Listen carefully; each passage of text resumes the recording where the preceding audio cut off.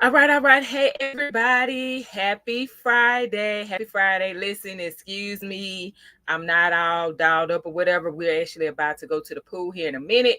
So I don't want to be before y'all on, but I do want to keep my promise because I did say I was going to come back on Friday and bring y'all a new topic to continue on with this series of keys to unlocking success. So hopefully you all have had a really great week. You've experienced a wonderful week. You've gotten, a lot of things accomplished today, right? And also within this week, I want to just say welcome back. Welcome back to another series discussing keys to unlocking your success. So for those of you that have been rocking with me for a minute, thank you. Welcome back. I'm so happy to see you.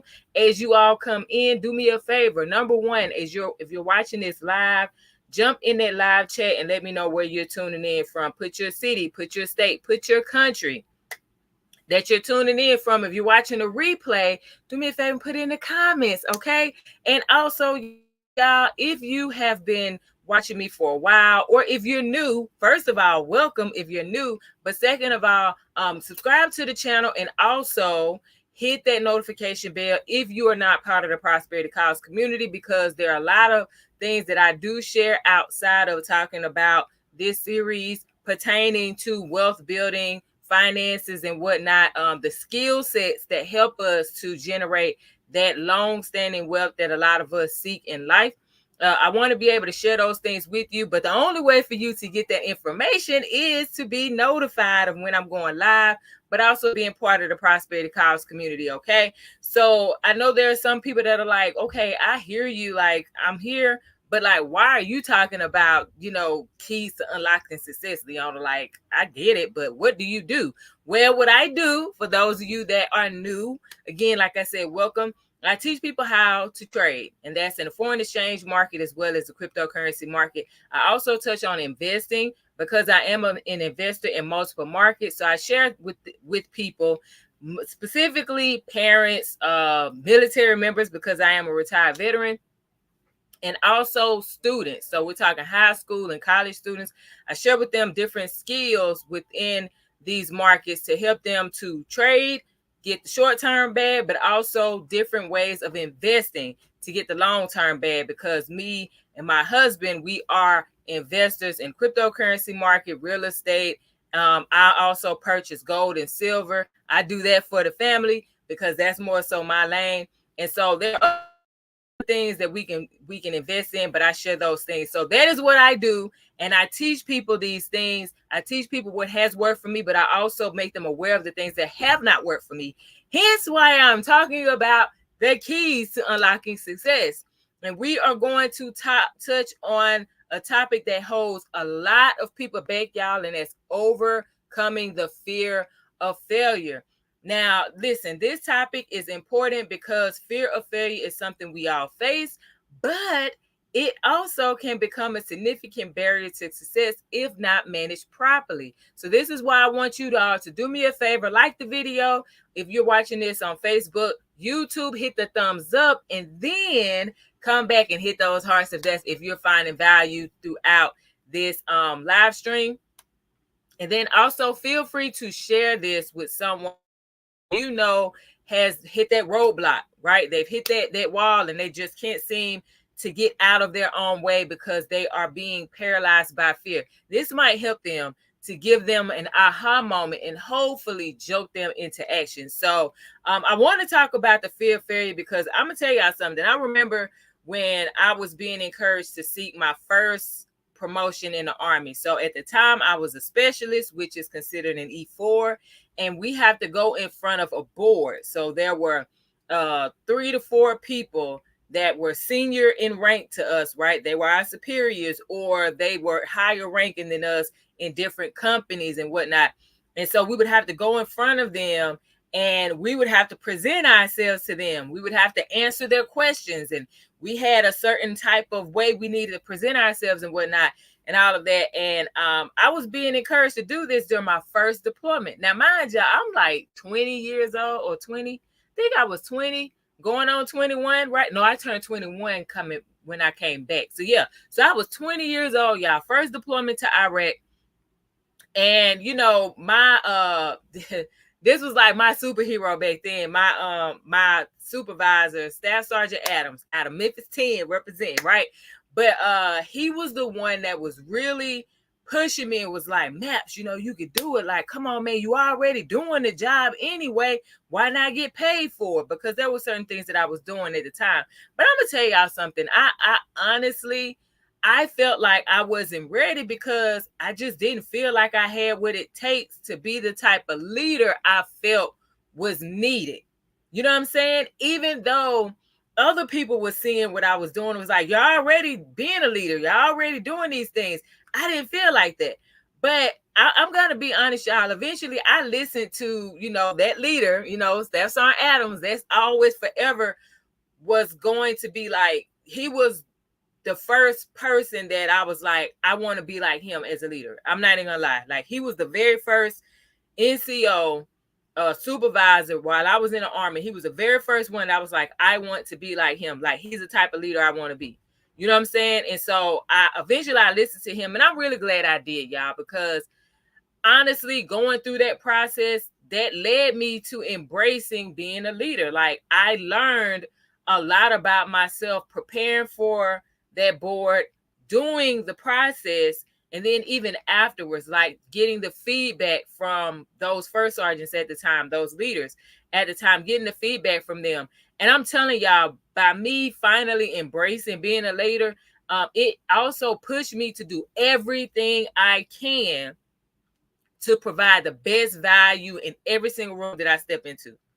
Not even lying. Like, that is my purpose. If I come into a room with you and I know that there is something that you're seeking and I have the answer, I've been through it, I've received the results, trust and believe I'm going to share it, right? So that has led to my continued growth and success. So I am super grateful for that fear that came, but also having that support system there, because it led to early retirement, retiring at the age of 38, right? You know what I'm saying? On top of that, it pushed me into entrepreneurship because there were things that I knew was missing in our community as far as financial literacy went, and as far as different skill sets. People weren't being taught in a manner that they could understand that was like elementary style. I knew that. That helped me. Me being able, that one scenario, that one situation helped me moving forward in life to see opportunities, even if I may be like, I don't know, you know what I'm saying? Even if I'm like a little hesitant, there may be a little fear in there. I'm like, well, I did that at 20. Why can't I do this at this age, right? You know, so even today at 41, I still have moments where I'm like, but then I'm like, nah, let's get it. Let's get it. You know what I'm saying? On the other side of that, it's something great. So let's push through that. You know, why are you feeling like this? And so on and so forth. So that's the reason why I really want to get into that. I want to talk about the impact of fear. And here's why I want to talk about this, because the fear of failure, y'all, can paralyze so many people. It leads to inaction. It leads to missed opportunities, and definitely a sense of unfulfillment. Like, you don't feel like you've accomplished much in life because you've let things hold you back that may not even happen. You know, there's a quote that I heard in reading the book called The Game of Life and How to Play It by Florence Scovel Shinn. She said there was a guy in there, and she was telling a story about this guy, but he said, why worry? It probably won't happen anyway.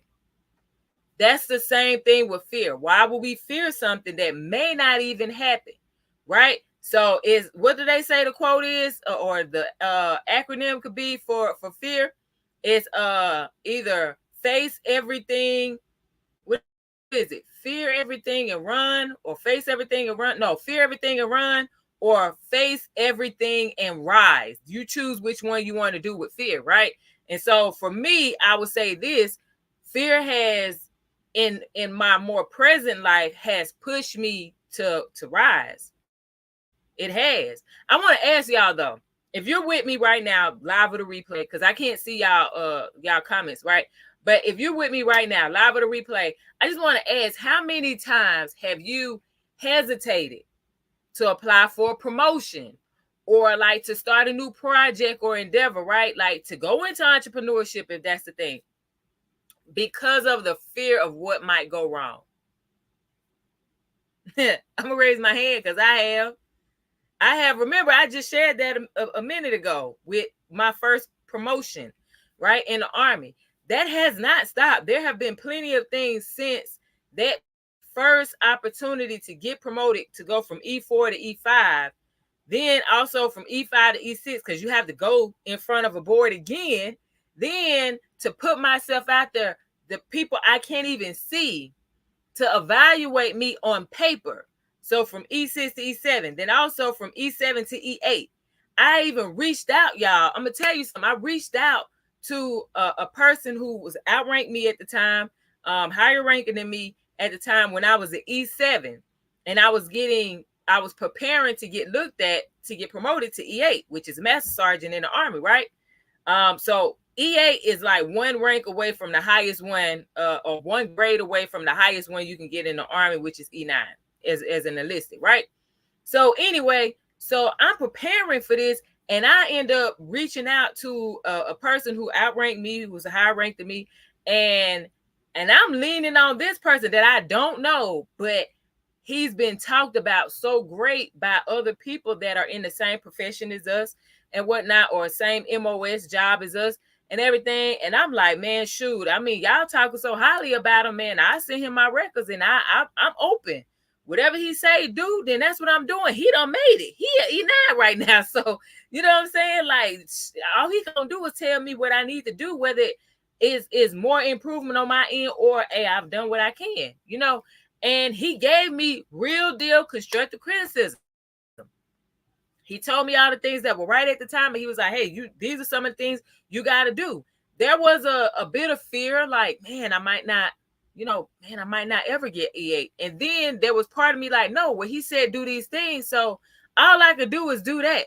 And when I do these things, if it's meant for me to get E8, then I'm getting it. You know what I'm saying? If I don't, then there's a reason why I didn't get it. There's a reason for that. Well, guess what? I did those things that he told me to do. I didn't get it the first time, which would have been like it's kind of like they call it a secondary zone. So it's like you haven't been in your rank that long. You haven't been in your position that long, but they want to see if you're fast tracking, right? So I didn't get it in the fast track lane, but then the next year I got it. But that's because I applied the stuff that E9 told me at the time to do. So yes, there was a little bit of fear at that point, but I was like, nah, man, I'm just going to do what he told me to do. And if it's meant for me, then I got it. If it's not, hey, we just go back to the drawing board and see what it is, right? So this is why I'm ready to just talk about, how we can. As a matter of fact, let me just say this. Tonight, what I'm going to be doing, y'all, is just sharing with you how you can embrace failure so it sets you up for success. You know, that success that you're seeking right now. We're going to talk about risk management. Okay, I'm also going to introduce you to the SWOT, like SWOT analysis, for those of you that never heard that term before. But also I'm going to talk about the power of positivity, because this is something that we, right now, if you're ready to dive in, I know I've already gone into some stuff, y'all, but if you're ready, type in the chat. If you're watching live or in the comments, let me know that you're ready by typing I'm ready in the comments. Okay, all right, if you're watching the replay, type I'm ready in the comments as well. All right, I see you, Tyrus. Okay, I am seeing comments. All right, cool, got it. All right, so I see you. Awesome. So let's get into it, right? The first thing we're going to talk about is embracing failure. But in embracing failure, we want to touch on redefining failure, because this is going to cause for us to have a new perspective. Okay, think about this. Most of us are taught that failure is something negative, it's bad. You don't want to fail, right? Listen, y'all, failure isn't the opposite of success. It's part of the journey. I was listening to oh my gosh, what is his name? John C. Mack. Here we go. I actually was on a Zoom with him, and he was just talking about, like, look, you can't have success without some form of failure. Success and failure is like a relationship. They go hand in hand. It's like yin and yang, right? You know what I'm saying? They say opposites attract, where you have somebody who may not necessarily be exactly like you, but they add value into your life and they make you better. I'm telling you, y'all, failure is a key to us growing. I want you to think about Thomas Edison, who famously said, if he didn't fail, he said he didn't fail 10,000 times, but he found 10,000 ways that won't work. So had he given up after those 10,000 attempts, right, it may have taken that much longer to have the light bulb, the telephone, and so much more, y'all. I really want you to think about this because there's growth through failure. But I want you to think about this. Failure helps to build resilience. It helps to build creativity. It helps with problem-solving skills, y'all. So every time we fail, we gain valuable insights that bring us closer to our goals. Keep this in mind. Failing is not a bad thing. You make an attempt, it doesn't work, you do something else until you get the result that you're seeking. That is it. Because guess what? You're going to learn from those failures, or should I say setbacks. If you want to use that, say it's a setback. Okay, you know what I'm saying? Setbacks are what? They create setups for the next greatest thing that's going to happen in your life. I want to ask y'all this question, and if you feel comfortable, you can type it in the chat or in the comments after you watch the replay, right? Or while you're watching the replay. But I want to ask you this, like, what if you have experienced a setback in the past, what did you learn from it? Think about what did you learn from any of your past setbacks? And also, how did they shape you into the person that you are today? I'm going to give you an example. Me not getting E7. So I was an E6, which is a staff sergeant in the Army. I didn't get E7 my very first look, which is in the secondary zone, right? Okay, this was the first time. I looked at the list of people who made it that were in my job field, right? I looked at the list of people that made it. I was like, well, I see why they got it, because they had certain job positions that I didn't have. They went to certain duty stations, certain locations in the world and in a country that I haven't went to yet. They had certain relationships that I hadn't formed yet. So naturally, y'all know the story is not about what you know, it's about who you know. That's in every profession. I don't care. Nobody can tell me any different. Because trust me, even as an entrepreneur, it's who you know. You make more money based on the value you give, but also your network. You do. It's not, I'm telling you now, if you are an entrepreneur and you're providing some type of product or service or whatever, it's all about your connections, especially if all of us are providing some type of value. We are in our own way. You may not be selling a product or a service to somebody, but you're adding value.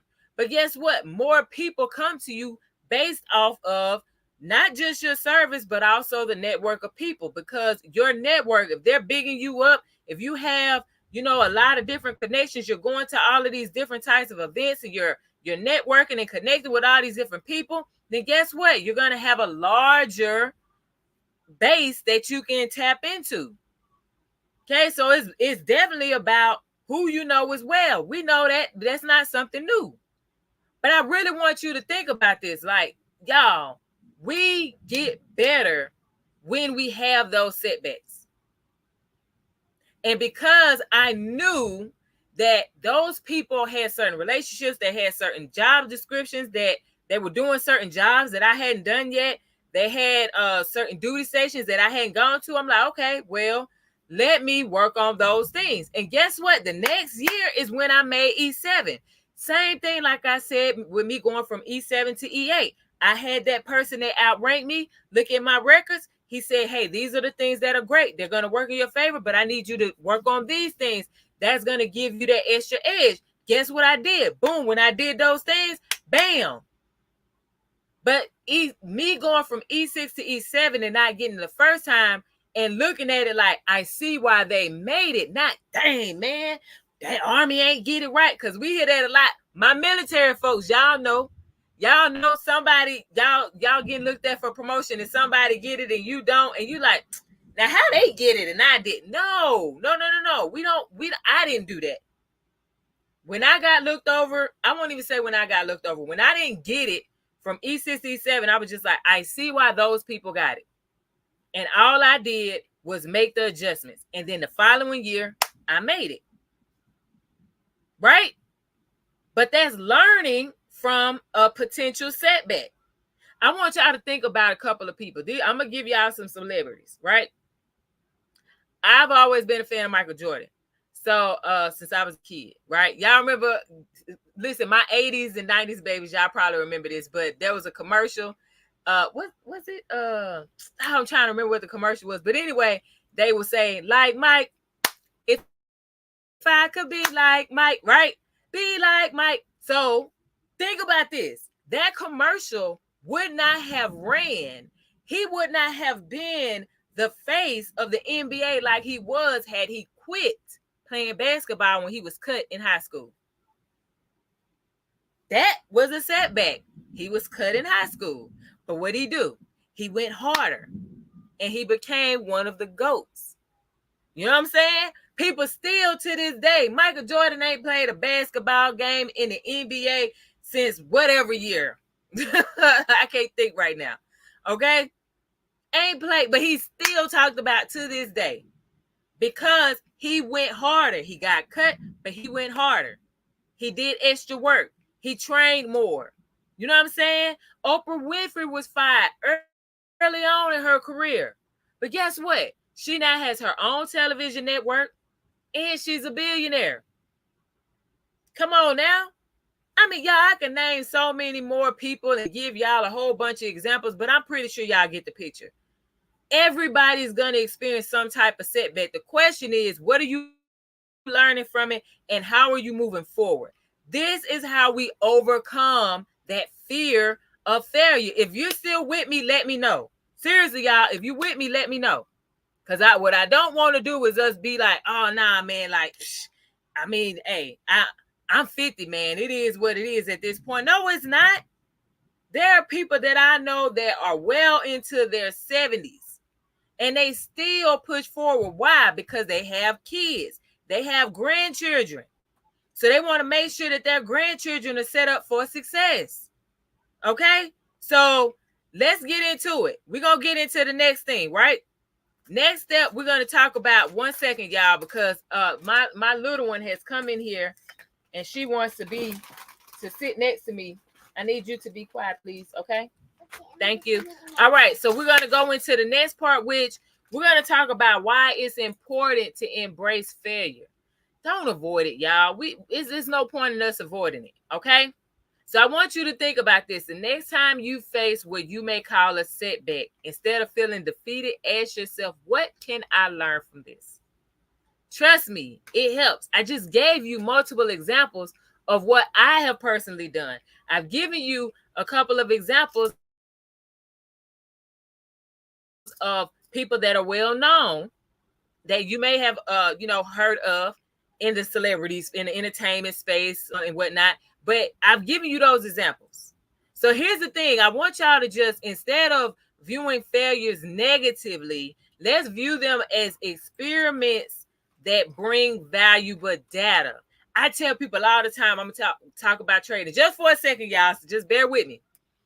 When I teach people about how to trade in the foreign exchange market, cryptocurrency market and whatnot, what I tell them is, look, if you experience a lesson in the market, go back.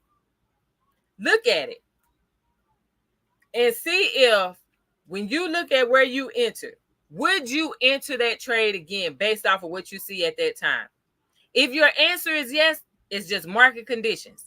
If your answer is no, now you need to establish, well, why did I enter this when I know good and well I wouldn't enter this because my strategy tells me X, Y, and Z, right? And I tell them at the end of the day, when you go into the market, just look at the market like, this is my opportunity to collect data.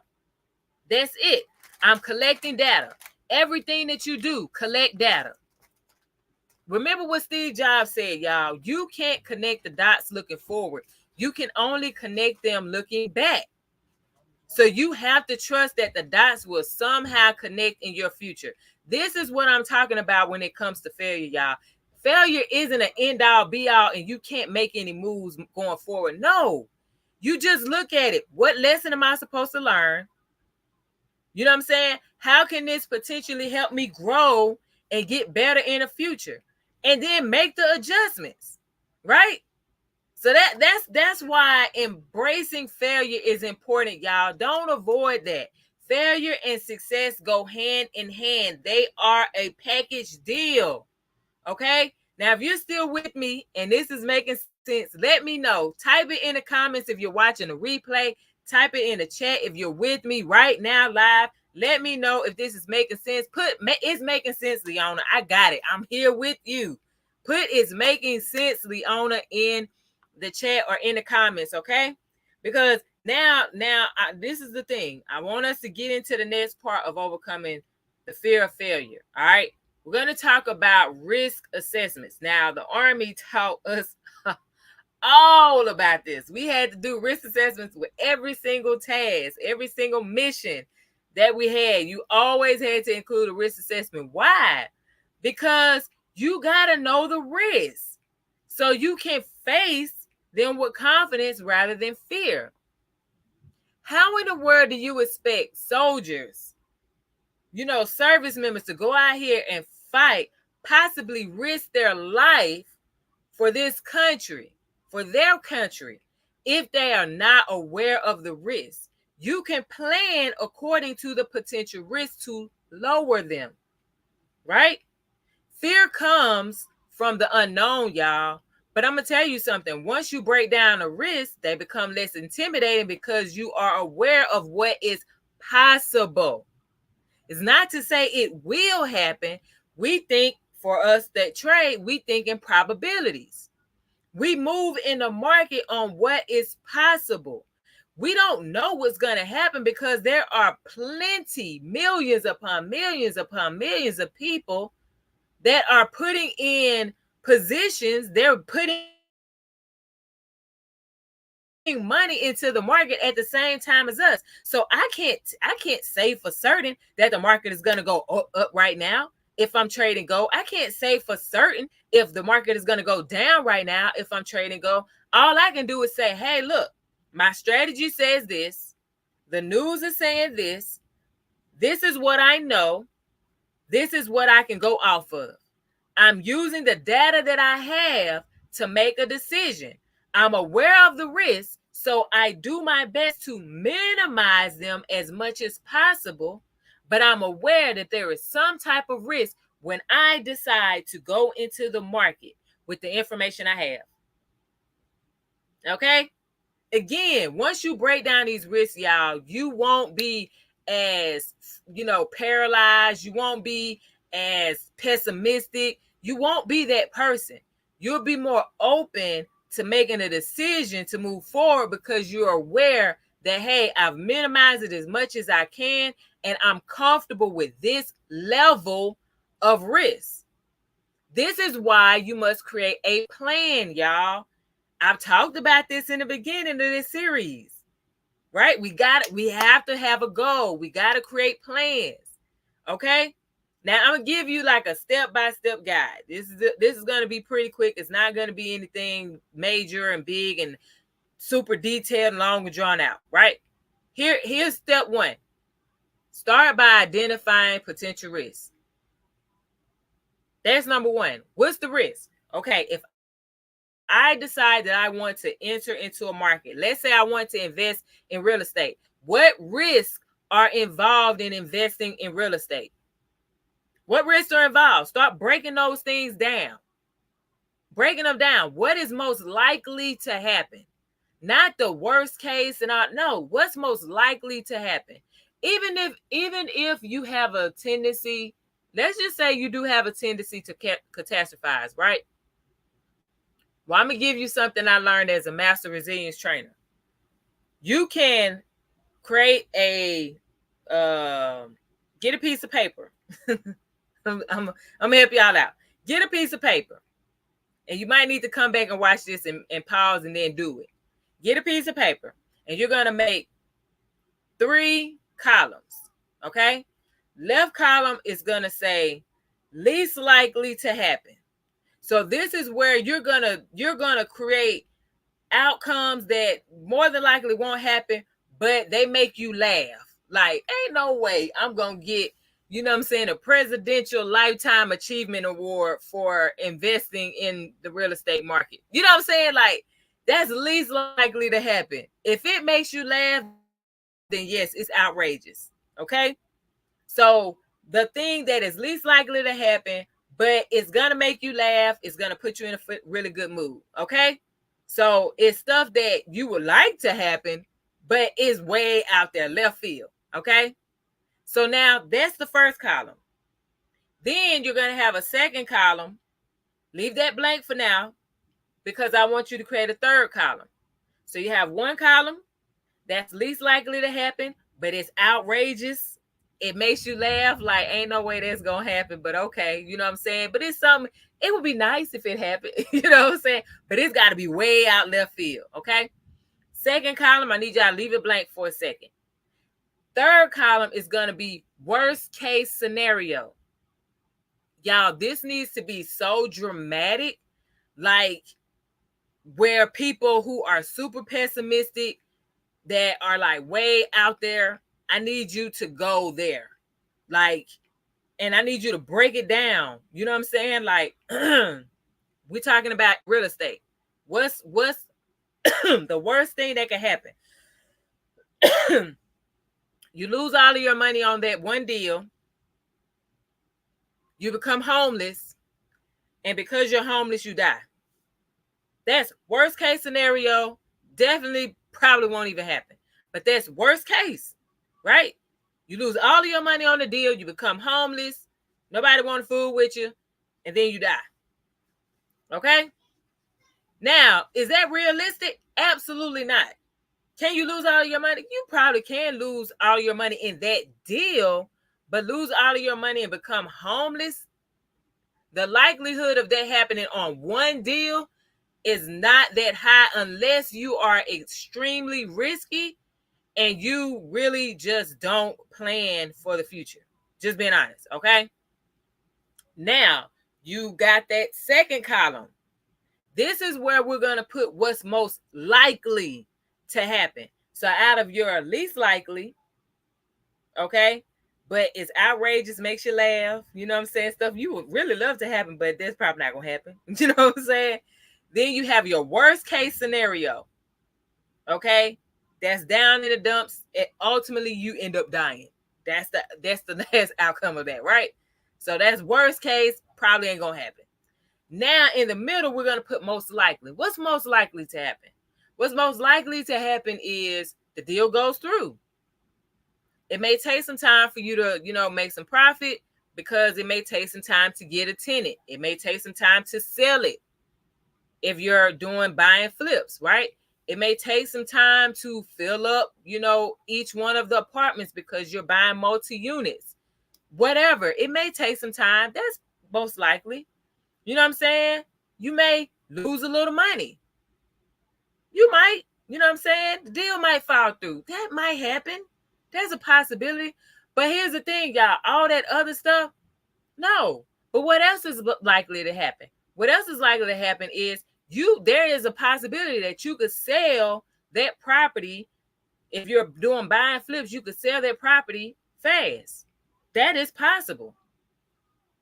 Depending on the area you're in, the type of comps, all of that stuff, all of those things play a role in it. So it could happen super fast. It could happen in less than 30 days.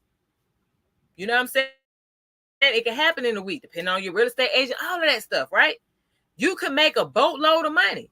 You could, turn around and make well over 100%. There are likely outcomes that's most likely to happen. Okay?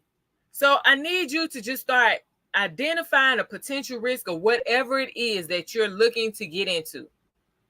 Then characterize them by the likelihood of those risks happening and then the potential impact of those risks. Okay? Those 3 things I need you to do. Because remember, y'all, for each risk, I need you to think of what you can do to minimize it. Remember what I said in the Army, we're taught when we are doing any type of task, we have to do a risk assessment. And we have to put in protective measures, I would say. Okay, we have to put in protective measures to lower the risk, so that way it is a low risk task, a low risk mission.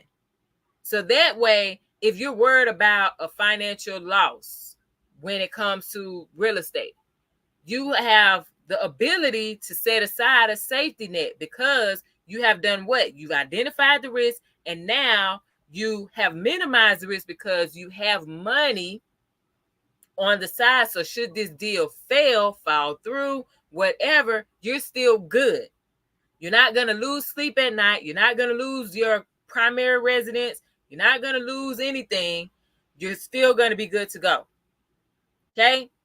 So here's the thing, y'all. I want you to just think about this SWOT analysis that I mentioned earlier. SWOT.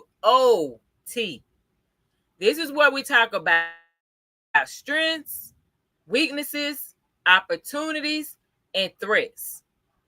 Now, this analysis is simply a tool that can help you to analyze what you do best now, and also to devise a successful strategy for the future. Now, I'm going to tell y'all something. You can Google that, go into detail into it, but I will tell you this. If that feels too complicated, y'all, just do a simple pros and cons list. That's going to suffice. Okay? So do a pros and cons list with every single thing. You should be good. Whatever it is that has a risk associated with it, with everything does have a risk associated with it. Put the pros and cons of taking that risk. So if you want to do that real estate deal, what are the pros of doing that real estate deal? What are the cons of doing that real estate deal with that particular company, with that particular person, whatever? Okay? If you want to trade in this market, if you want to trade gold at this time, then guess what? What are some of the risks? What are some of the pros that come with it? What are some of the cons? You weigh those things.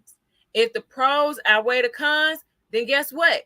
You take it and move forward. You make a plan. Okay? You make a plan on how, if this were to fall through, then guess what? What do I have to help me to continue to move forward? Here's the thing, y'all. I really encourage every single one of you to just assess a current situation where fear of failure is holding you back. And I want you to practice applying these tools. Everything that I've shared so far, I want you to practice applying it. Okay? Because we should not in 2024, still, especially with all the information we have access to with these pretty phones that we have, these big old, these little bitty, I should say, little bitty computers that we have in our hands. There's no reason why we should still be sitting here paralyzed by fear when we got abundance of information within our fingertips. Okay? So just do that for me. I would appreciate it, because you're doing it for yourself at the end of the day. All right? So now we've talked about risk management.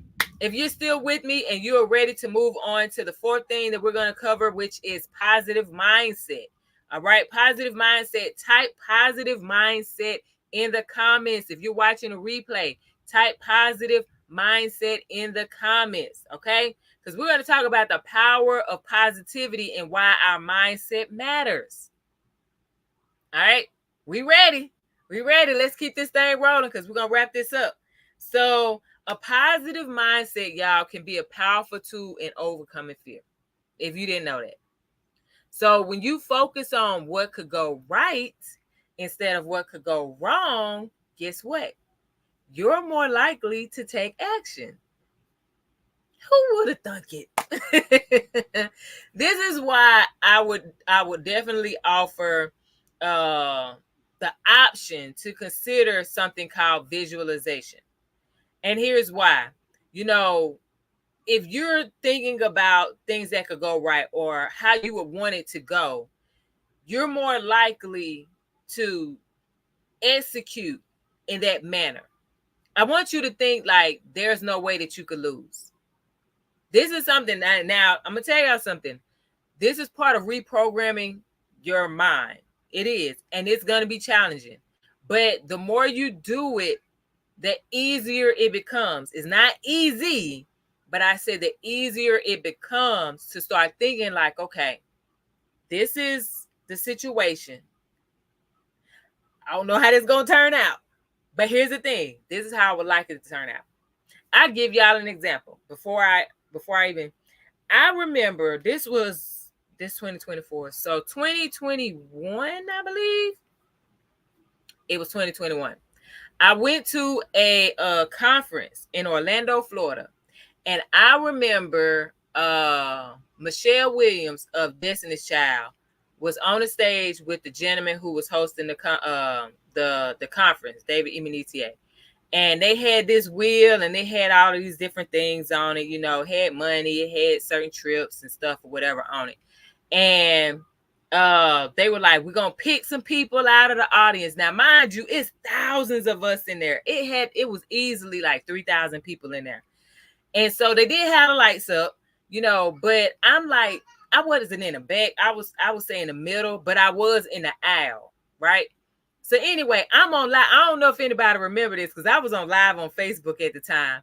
And so anyway, they were like, yeah, we're gonna pick some people, whatever. And the initial thought, now, I'm not gonna lie, the initial thought, y'all, was, man, they ain't gonna be able to see me. It's thousands of people in here, or whatever. And I said, no, you know what? Wouldn't it be nice if they did pick me? And y'all, in my head, it was like, this was in seconds, right? In my head, I was like seeing myself spinning the wheel, right? I kid you not. I don't know if that live is still up. If y'all can find it, I think I went to the event in July of 2021. If I find it, I'm gonna come back on YouTube and I'm gonna put it in the comments. But on my Facebook, my personal Facebook page, Leona Clark,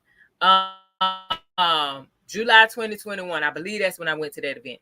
But anyway, so I'm on live, y'all, and I'm telling you, I'm on live, I'm listening to him, and I'm thinking at the same time. And this is like real quick. And in my head, with my eyes open, I saw myself spinning the wheel. So anyway, so they was like, all right, we're going to the next person. And it was like, I need y'all to get ready, whatever. So I'm holding my phone up, I'm live, and I'm like, woo, whatever. Michelle Williams of Destiny's Child, y'all, pointed and was like, you, come on up. So I felt that she was pointing at me, but I wanted to be sure. So I looked around. I'm like, she's like, yeah, you in a pink shirt with the braids looking around. Come up here. Y'all, I cut that live off so fast. I ain't even say, hey, I'll holler at y'all later. Y'all, I pressed that button and I ran up to the front. What am I saying? There was a, I wouldn't say it was fear, it was more doubt. But this is how fear works. It can creep in. If you allow it to stay there, it's going to stay. But if you evict it with a different type of thought, and then you start to see yourself doing that thing that fear was attempting to creep in there and stay, then now guess what? It starts to happen. Successful athletes, entrepreneurs, performers often use visualizations to picture their success before it happens.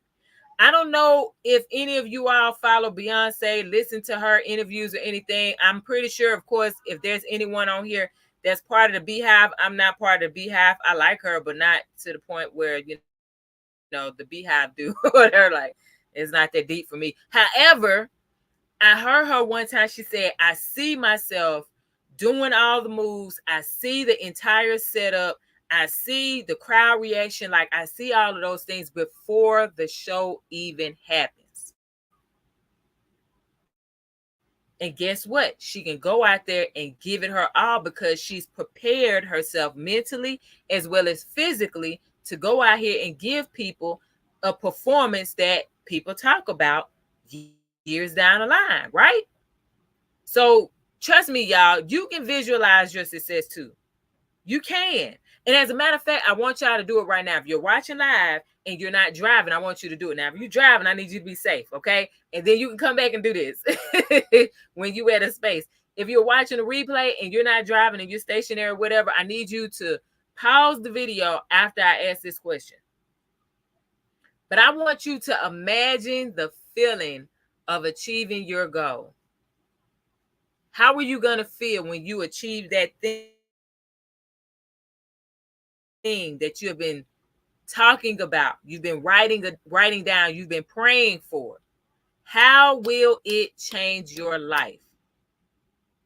Now, when you imagine how you feel, how you act, how you speak, how you dress, how you sit, all of that, when you imagine that, I want you to start moving like that. Yeah, see, that's going to hit different. You know, again, this is a way of reprogramming ourselves, because people who love us but haven't had this type of information or access to this type of information, they can't share what they don't know. You know now. So now it's time for you to go out here and do it. Okay? At the end of the day, what I want you all to do, and this is a challenge to me too, is to just keep in mind that focusing on the benefits of a situation can outweigh the fear of failure any day. Honestly. Because when you see the potential rewards, the risks start to feel more manageable. And over time, your risk tolerance does start to go up a bit, because you are achieving those things that you usually would have in the past skipped over, because you're like, oh, there's no way I could do that. Oh, nah, man, that's too risky. I could lose big time on that. Now, when you're accomplishing those things, guess what? You're like, nah, like I can't do that. Okay? So I want you all to just put that in, you know, in play. Okay. Practice those visualizations, seeing yourself doing those things that is going to help you with that goal accomplishment. Then attach a feeling to it.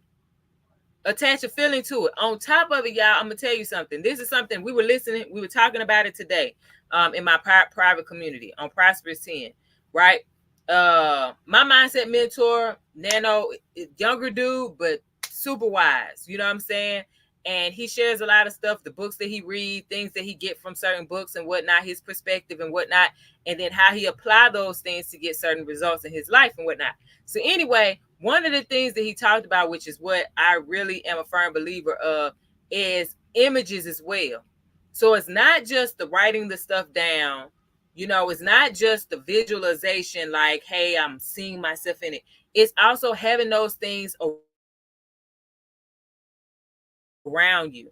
I was talking to some of the ladies this morning on Prosperous 10, and I was like, look, put the stuff on your phone. Set an alarm on your phone to remind you to look at that visual. So like, let's say I'm going to use myself as an example, right? I'm ready for my first 100K trading day. That's what I'm ready for. I'm like, man, I already know it's done. I'm ready for my first 100K trading day in my live trading account. I'm like, I'm ready for it. You know what I'm saying? I'm thanking God in advance for it. It's already done, right? I'm looking forward to that day. But anyway, in the meantime, what I did was I got a screenshot of someone else's 100K trading day. And I'm like, now I'm looking at that. Because guess what? That's what I want. That's where I see me. 100K trading day. Now, for some people, you may be like, you can't do that. You can't do that. You can't tell me what I can't do. Right? That's your limiting belief. That ain't mine. Right? Here's another thing. Not just having the stuff on your phone. And the reason why I tell people to have stuff on their phone is because we always have our phone with us. Now, if you're a person that tends to like misplace your phone a lot, then you might have to work on that. But if you're a person that constantly has your phone near you, this will be a great place to start. Put your images of the things that you want to accomplish. If you want to vacation at a certain spot with your family, put that picture in your phone. Set an alarm on your phone to remind you to look at it. However many times a day you want to see it. Here's why you want to have those images in front of you as often as possible, because it's got to stay in the forefront of your mind. If you don't have those images in front of you, guess what? It's going to be easier for you to just set it to the side. And then it's going to be easier for what? Fear to start to creep in, because you're not constantly thinking about it. So now would it be easier for fear to, oh, I mean, you talked about going to Dubai 10 years ago and you haven't went, and I'm still going to go. Things just happen in life. You know what I'm saying? But it's still going to happen. I don't need, okay. Yeah, well, you've been trading for 5 years. You ain't had 100K trading day yet, and it's still going to happen, right? You've been talking about this Bentley since 2020. This is the Bentley I customized online. I was like, this is what I want. You've been talking about this since 2020. It's been 4 years, and it's still going to happen, right? But you got to put the stuff in front of you, because I'm going to tell you something else now.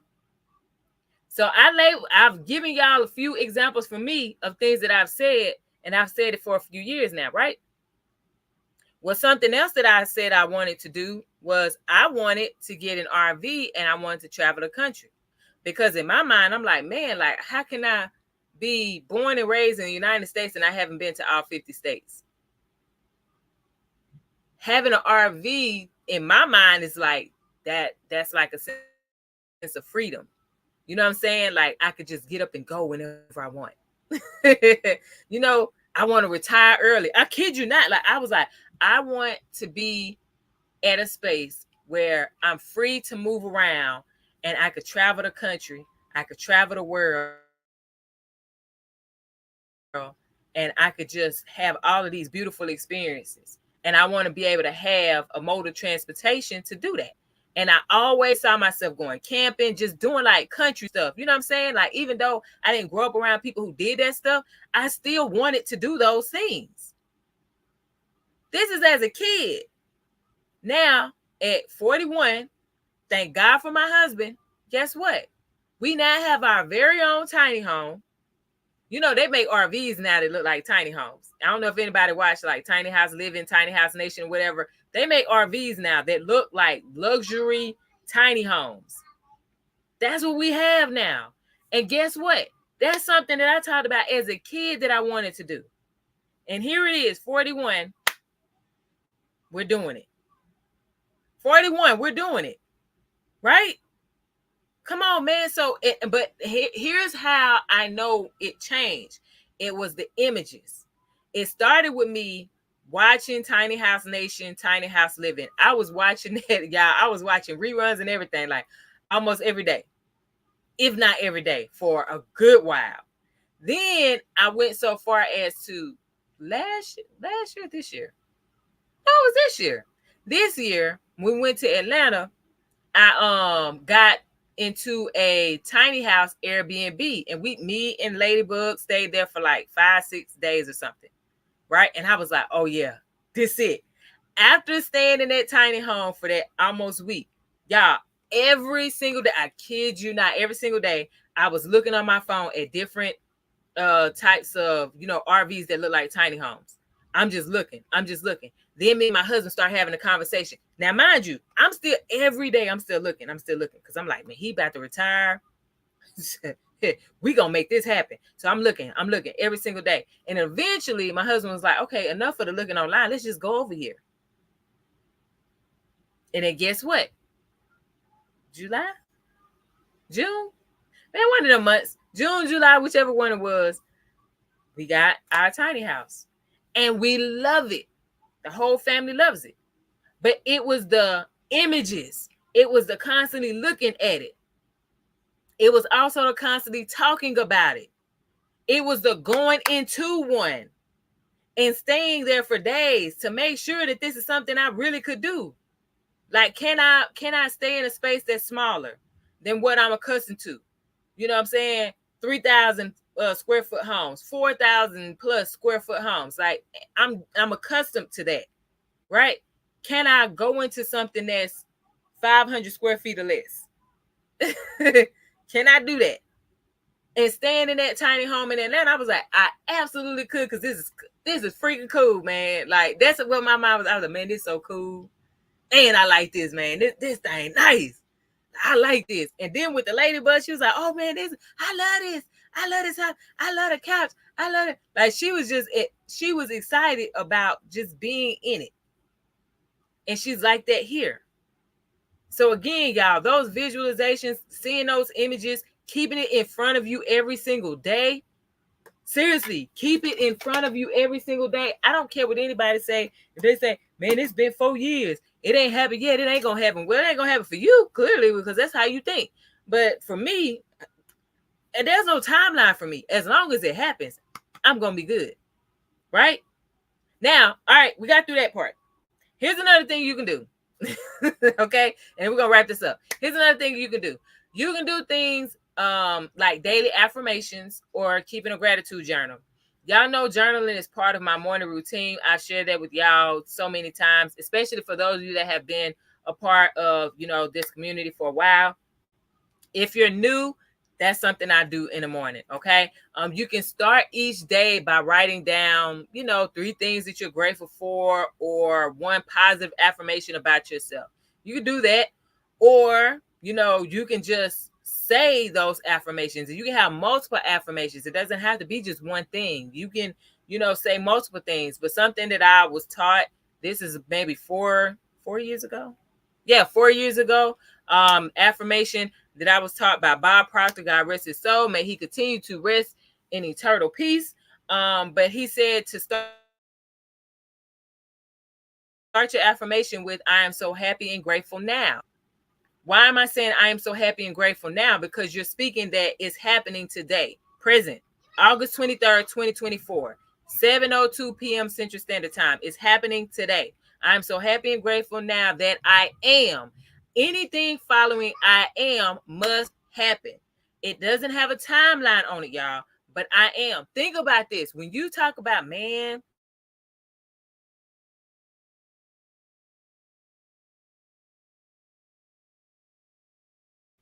there we go. Yeah, it done started storming. I guess we're not going to the pool now. So I'm gonna wrap it up because it done started storming now. I hear it. But anyway, so look, so when you say your affirmation, you're saying, I'm so happy and grateful now that I am doing what? I am what? Anything following I am will come to pass. So when you say, man, I'm so tired, guess how you feel? You start to feel more tired. If you say that I'm sick, guess what? You feel more sick. You're acknowledging it. You're thinking about it. You're also speaking it. I know some people may be like, oh man, whatever. Okay. Think about the type of words you've used about yourself and the type of results that you've received over the past week. Just look at this week alone. The words that you have used in thought and out of your mouth. Think about that. Like, write them down too. And then write down, or just think about the result that has come from those words. I guarantee you, when you speak about yourself in a counterproductive way, in a negative way, you get more of those negative results. But if you talk to yourself good, great, fabulous, amazing, man, I'm feeling like, man, I've been on, 1,000, like I've been on it. I've been on point. I feel super productive. You know what I'm saying? I'm looking good today. Whatever you need to tell yourself, say it in the mirror, as a matter of fact. That was something else that was talked about today. The mirror technique. You could go in the mirror, y'all, however many times a day, that's totally up to you. Go into the mirror and talk to yourself. Speak highly of yourself. Man, I'm the best entrepreneur there is, dog. I'm attracting so many people. Like, everybody want to work with me. You know what I'm saying? I'm giving the most value. I'm giving the best everything. Like, whatever you want to say about yourself, I'm wonderful. I'm amazing. I'm smart. I'm intelligent. You know what I'm saying? I'm an impeccable leader. I love everybody. I receive love. I give love in abundance. Like whatever it is, like say that stuff to yourself. But look yourself in the eye. I used to do this exercise with the young ladies that I used to mentor when I was back in Augusta some years ago, and at the youth challenge, Fort Gordon Youth Challenge. And I would tell them, like, look, just look at yourself for 1 minute. Don't turn your eyes away from yourself. Look at yourself for 1 minute in the mirror and smile. Just smile at yourself and think about how beautiful you are, how amazing. You don't have to say anything out of your mouth. Just look at yourself with that big, beautiful smile on your face and tell yourself in your mind how great you are. You know what I'm saying? You start your day like that. I'm telling you, nobody can mess with you. That day, nobody can mess up your energy because you started out the day saying how great you are. This isn't about putting anybody else down. This is about lifting yourself up. So that way, fear doesn't have a chance to set in and throw you off track. Right? If that's making sense, y'all, let me know. All right, we're about to wrap this up because I see I just hit an hour. All right, so we got to go. We got to go. All right, so that's something else that you can do.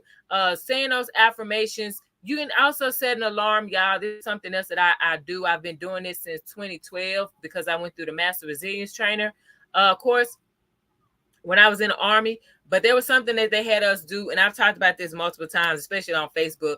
I've talked about this multiple times where we do something called Hunt the Good Stuff. So at the end of the day, for me, I set an alarm. I used to set an alarm, but now I still have the calendar reminder, right? I have this calendar reminder since 2012. And each phone that I have, I set the reminder for 7 p.m., right? So anyway, you can set an alarm at the end of the day if that's what you want to do. But I want you to think about 3 good things that happened that day. There's always 3 good things. If you had a very challenging or character building day, then guess what? Number 1, you woke up today. Number 2, you have food in your refrigerator, most likely. Number 3, you have a roof over your head. That's 3 good things right there. If you have a car and you have gas in your car, guess what? That's number 4. If your kids are happy and healthy and they're educated, they're smart, they're in their right mind, guess what? That's 5. Like there are plenty of things that you can be happy. You can say, you know what? These things happen good. These are good things that happened today. My kids came home safe and sound. They weren't snatched up by anybody. They weren't harmed. Nothing happened. That's a good thing. That means you had a great day, right? So you can do that. And then create affirmations to recite for the next day based off of the really good day that you had, right? Or if you had a very character building day, but you were able to find 3 good things, then you can create affirmations so that way the next day could be better. All right. So some of the things that you wish would have happened today, create affirmations for those things that happen tomorrow. Okay. So this is the thing, y'all. I just want you to consider shifting your inner conversations with yourself from self-doubt, fear, talk to self-empowerment. Okay. And that all starts with all of those things. The words that you use to yourself, writing down those affirmations, saying those affirmations, doing that mirror technique that I talked about, getting those images, keeping them around you, no matter what anyone says, putting them in your phone, setting alarms, setting calendar reminders in your phone, all that stuff, y'all. Use all of these tools, and that's going to help you to start to reject that fear and eject that fear out of your brain. And now you're going to start to input more positive, productive ways of thinking and feeling about yourself. And that's going to give you much better results. Okay. So here's my next thing, y'all. I'm going to give you a homework assignment. I really want you to think of one thing that you've been afraid to try. Something that fear of failure has held you back from. Okay. Think about that one thing that you've been afraid to try. Something that fear of failure has held you back from. And I want you to take a small, manageable step toward that goal this week. Doesn't have to be a huge leap, just one step forward. And I want you to celebrate when you complete that one step. Like, seriously, I want you to celebrate like you've already accomplished the whole goal. Okay? Why? Because that's one step towards that goal. There's one step towards pushing that fear out of your head. Okay? So write down your chosen action. This is your homework assignment. Okay. So I told you to think about that one thing that you've been afraid of. And then I want you to take one small step towards it. But I need you to write that down though. So write down your chosen action that you're going to take. And then I want you to write down, so reflect on those feelings, thoughts, and the outcome after you have taken that step. Okay? Put dates, times, all of that. Put that in there. And I want you to pay attention to what you've learned, how you felt before and after, and what surprised you. Okay? That's your homework, y'all. You got homework. Every single time I do these lives, y'all, moving forward, you're getting a homework assignment. Because listen, it's one thing to hear something, and it's another thing to take notes, but it's another thing to do. Okay? So to know and not do is to not know it all. I want you to know and to do, so that way you can get the results that you seek, and you're not just here listening to me for 1 minute, 5 minutes, 10 minutes, or the whole 1 hour and 5 minutes. Okay, we've been here. All right, whatever it is, I need you to make sure that you have some type of actionable steps that you can take and get what you have come for. All right, so I want you all to just remember, we talked about embracing failure, assessing those risks, okay, and also maintaining a positive mindset. I've given you steps, things that I have personally done, things that I am personally doing today, and things that have been taught to me that others have been doing far longer than I have to get the results that they've received, but also for me to get the results that I have received, okay? And remember, we got to take action and learn from the process in general. Celebrate the journey, not soak in fear, anything that's happening in the interim. We're going to make it. You're going to be able to do it. Remember, y'all, overcoming fear is a journey. Each step that you take is a victory, regardless of the outcome. So stay committed to your personal growth and prepare for a highly successful future. All right. So for more detailed insights that can expedite your success, I highly suggest that you continue engaging with the Prosperity Cause community, which is my company. Okay, you can tap in for continued support, new ideas, and motivation by clicking the link in the description of this video, going to my website, prosperitycause.com, and connecting with us, so that way we can provide you with the valuable information you need every single day, especially for those of you that are looking to build up your financial portfolios. That's what I am here for. Okay, so thank y'all for joining me on a Friday night. I really appreciate y'all.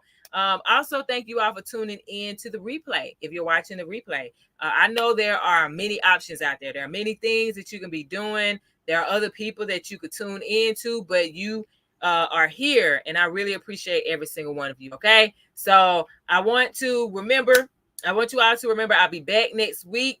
Okay, I have a topic in mind, y'all, but I really want to hear from you all. So I will be posting posts on my social media stories.